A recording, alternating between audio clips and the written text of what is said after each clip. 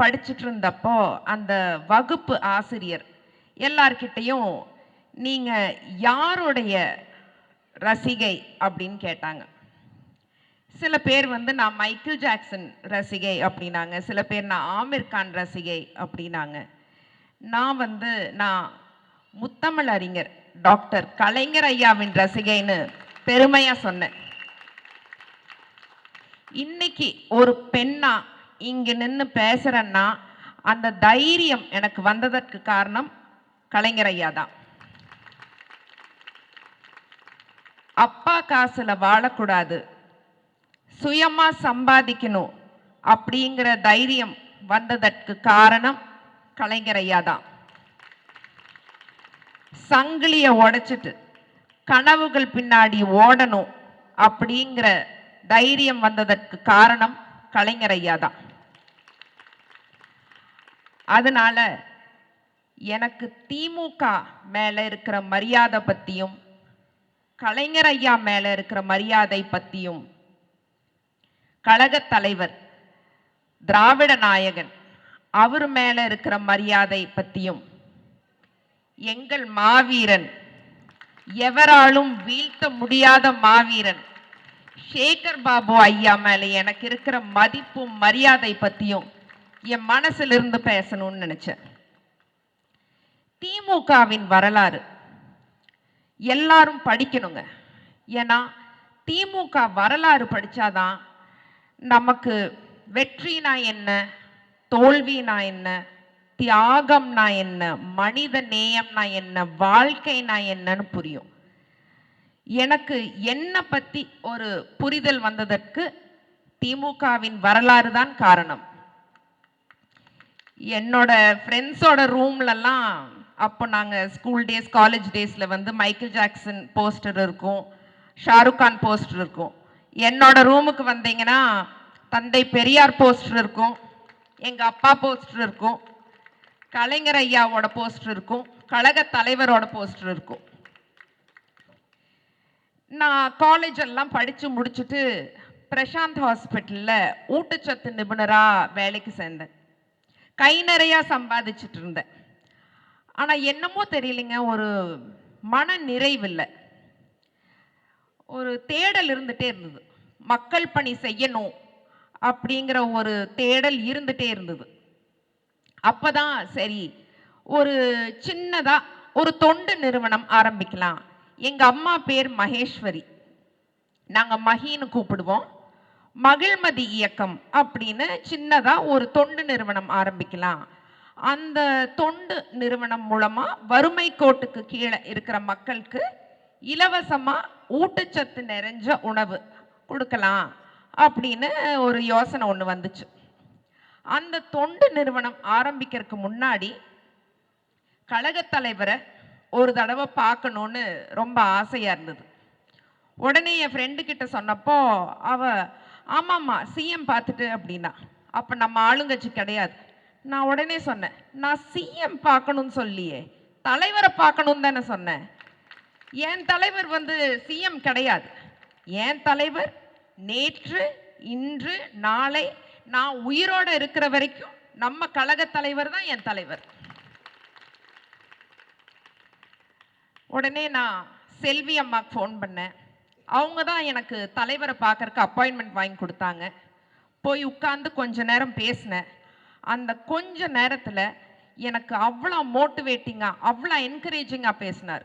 எனக்கு மட்டும் இல்லைங்க, கெரியரில் ஜெயிக்கணும்னு நினைக்கிற ஒவ்வொரு பொண்ணுக்கும் தாயுள்ளம் கொண்டவரா, ஒரு தகப்பனா தலைவர் எப்போதுமே இருந்திருக்கிறார்.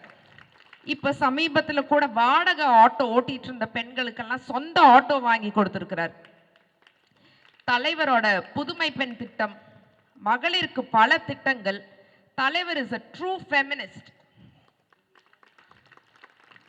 தலைவர் பதவி ஏற்ற அந்த தருணம் ரொம்ப சவாலான தருணம். கொரோனா வந்து அப்போ உச்சியில் இருந்துச்சு. நான் உயிரோட இருப்பேனா, நீங்க உயிரோட இருப்பீங்களா யாருக்குமே தெரியல. அந்த டைம்ல தான் தலைவர் சிஎம் ஆகி கொரோனாவை கண்ட்ரோல் பண்ணார். பாஜக தலைவர் என்ன பண்ணிட்டு இருந்தாருங்க, வாங்க எல்லாரும் ஜாலியா பால்கனியில நின்று விளக்கு பிடிக்கலாம் அப்படின்னாரு. விளக்கு பிடிக்கிறதுக்கு இது வாங்க நேரம், நம்மள செத்துட்டு இருக்கோம், விளக்கு பிடிக்கலாம் அப்படின்னு கூப்பிட்டாங்க பாஜக தலைவர். அப்புறம் என்ன சொன்னாரு, வாங்க எல்லாரும் சேர்ந்து கூட்டமா ரத யாத்திரை போலாம். கூட்டம் கூட்டமா ரத யாத்திரை போய் எல்லாரும் செத்தாலும் பரவாயில்ல, அவருக்கு அவரோட ரிலிஜனை வளர்க்கணும், இதுதான் முக்கியமா இருந்தது. எல்லா ரிலிஜனுக்கும் மரியாதை தர ஒரே தலைவர் கழக தலைவர் தான். விவசாயிகளுக்கு மரியாதை தர ஒரே தலைவர் நம் கழக தலைவர். மீனவர்களுக்கு மரியாதை தர ஒரே தலைவர் நம் கழக தலைவர்.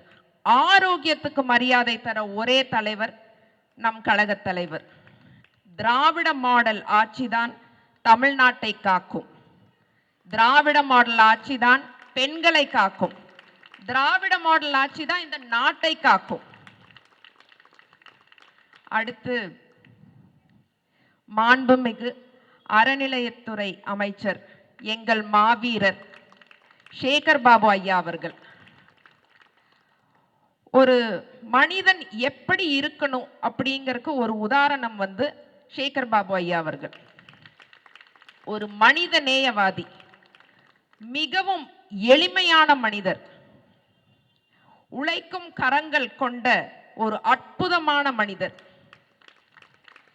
எனக்கு அவரோட பேச்சு கேட்கறதுக்கு ரொம்ப பிடிக்கும். டிவி போட்டு அவர் பேச ஆரம்பிச்சோன்னா ஒரு 2 நிமிஷம் கை தட்டிட்டே இருப்பேன்.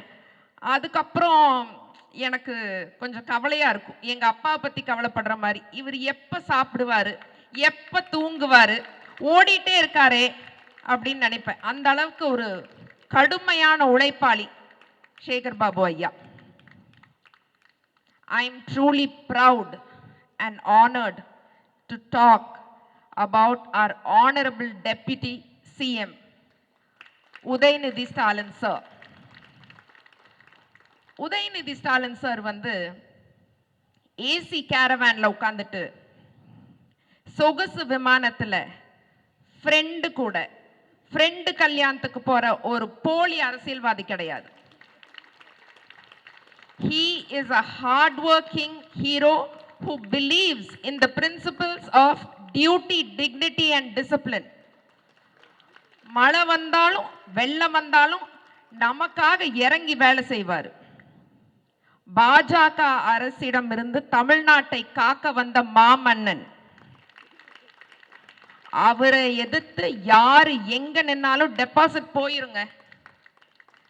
Udhayanidhi Stalin sir is an unbeatable hero. மரியாதைக்குரிய மேயர் திருமதி பிரியாராஜன் அவர்கள் மேயரா இருக்கிற ஒரு ஊர்ல நான் வாழ்றேங்கிறது எனக்கு ரொம்ப பெருமையா, ரொம்ப பாதுகாப்பா இருக்கு. Hats off to your hard work ma'am. முனைவர் திரு பர்வீன் சுல்தானா அவர்கள் வராங்கன்னு சொன்னோன்னா நான் ஓடிடலான்னு நினைச்சேன். எனக்கு ஐ திங்க் அதனாலதான் காய்ச்சலே வந்துருச்சுன்னு நினைக்கிறேங்க, பயத்துல. அவங்களோட பேச்சு கேட்கறது எனக்கு ஒரு 5 ஃபில்டர் காஃபி குடிச்ச மாதிரி. Thank you for the energy ma'am. மரியாதைக்குரிய நித்யஸ்ரீ மேடமோட குரலுக்கு நாங்க எல்லாருமே அடிமை. I've always been a fan girl. Kumari மேமோட பேருக்கு பக்கத்துல என்னோட பேர் இருக்கிறது அப்பாக்கும் எனக்கு ரொம்ப சந்தோஷமா இருந்துச்சு. நாங்க ஒரு பிரியாணி ஆர்டர் பண்ணி சாப்பிட்டோம். ஒரு வெற்றி வாகை சூடின மாதிரி இருந்துச்சு. தேங்க்யூ மரியாதைக்குரிய குமரி மேம். மரியாதைக்குரிய அமுதா மேம் நேத்து எங்க வீட்டுக்கு வந்தாங்க. அவங்க ஆளுமையை பார்க்கறதுக்கு எனக்கு அவ்வளோ வியப்பா இருந்தது. What a lady. இந்த ஃபங்க்ஷன் நல்லா நடக்கிறதுக்கு அமுதா மேம் தான் காரணம். ஒரே ஒரு சின்ன விஷயம் சொல்ல விரும்புகிறேன். இப்போ எல்லாரும் ஒரு ஸ்டேட்மெண்ட்டை பிடிச்சிட்டாங்க, ஒரு fashionable statement. We want change. Change is good only if change is efficient. எதுக்குங்க மாற்றம் வேணும்? எம்ப்ளாய்மெண்ட்ல தமிழ்நாடு நம்பர் 1, எஜுகேஷன்ல தமிழ்நாடு நம்பர் 1, பொருளாதார ரீதியா தமிழ்நாடு நம்பர் 1. மாற்றம் வேண்டாம். ஏன்னா தலைவரோட government is a perfect flawless government. We don't want change. We definitely don't want change. இது திராவிட மண். வெற்றி நமக்கே. புரட்சி தமிழன் என்னுயிர் தோழன் சத்யராஜ் அவர்களின் மகளாகவும் ஒரு தமிழ் மகளாகவும் தமிழ்நாட்டின் நலன் காக்க உழைப்பேன். நன்றி, வணக்கம்.